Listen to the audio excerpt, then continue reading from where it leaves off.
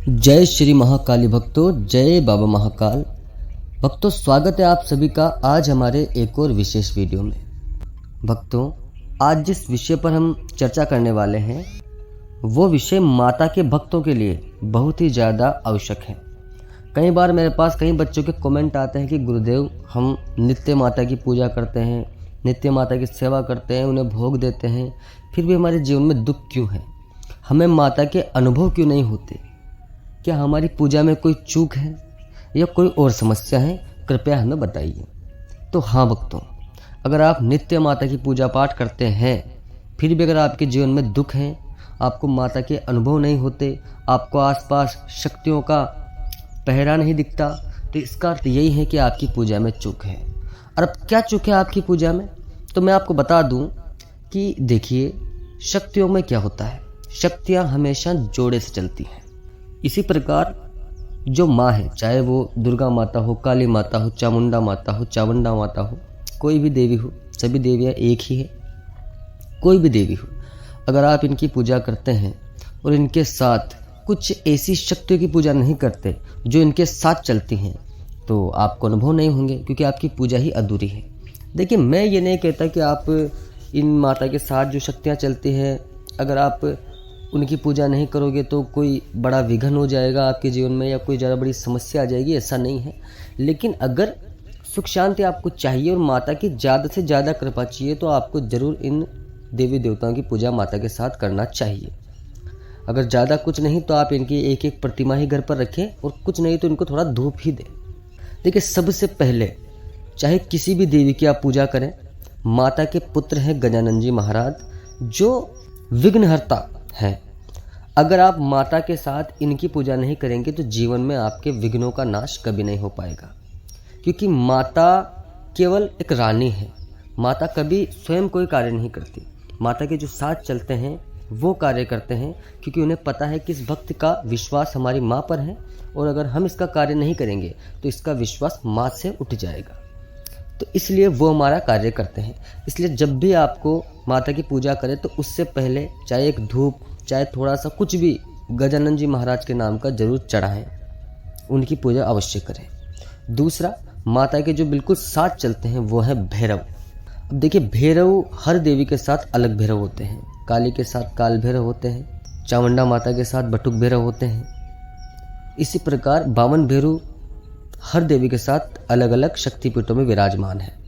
तो आप अगर माता की पूजा करते हैं तो आपको भैरव की पूजा करना अनिवार्य हो जाता है। अब ऐसा क्यों है? ऐसा इसलिए है भक्तों कि भैरव एक उग्र देवता है और बुरी शक्तियों से बचाने वाले हैं।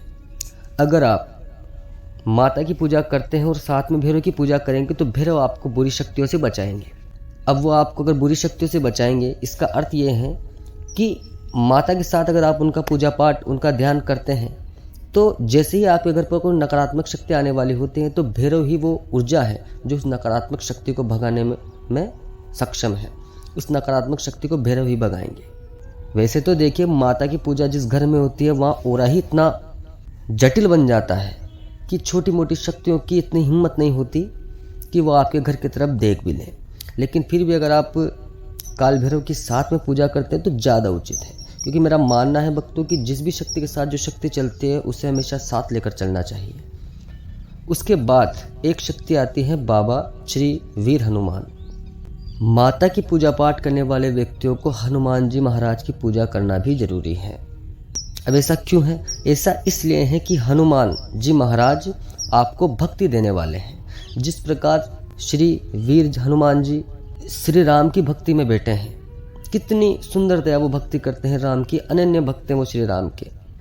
उसी प्रकार अगर आप माता के साथ हनुमान जी की पूजा पाठ करते हैं तो आपको माता की भक्ति प्रदान होती है, आपको ध्यान प्राप्त होता है, आपका मन माता के प्रति ज़्यादा समर्पित होता है। तो आप समझ गए होंगे भक्तों कि देवी के साथ इन शक्तियों की पूजा करना क्यों आवश्यक हो जाता है। देखिए, होता क्या है कि जब आप एक प्रकार से समझ लीजिए कि एक राज दरबार है, वहाँ पर एक राजा बैठा है। अब अगर राजा को आपका कार्य करना होगा तो राजा स्वयं आपका कार्य नहीं करेगा, राजा उसके मंत्री से कहेगा, पहरेदार से कहेगा। उसी प्रकार जब माता को कोई कार्य करना होता है या कोई अनुभव आपको देना होता है तो वो स्वयं आपको नहीं देती, ये जो उसके साथ वाली शक्तियाँ हैं ये आपको वो अनुभव प्रदान करती हैं। और देखिए जहाँ पर माता की पूजा पाठ होती है वहाँ पर कभी ना कभी माता की जो जोगनियाँ हैं वो भी आती है। सभी जोगनियाँ एक जैसी नहीं होती, माता की सेना में कई गलत चीज़ें भी होती हैं, कई गलत शक्तियाँ भी होती हैं।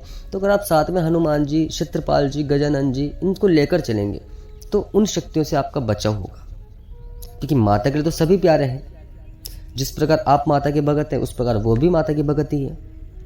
इसलिए अनिवार्य चीज़ें हैं ये, इनको हमेशा साथ लेकर चलें। अगर आप इनको साथ लेकर चलेंगे तो आपका इस जगत में कोई आपका बाल बाका नहीं कर सकता।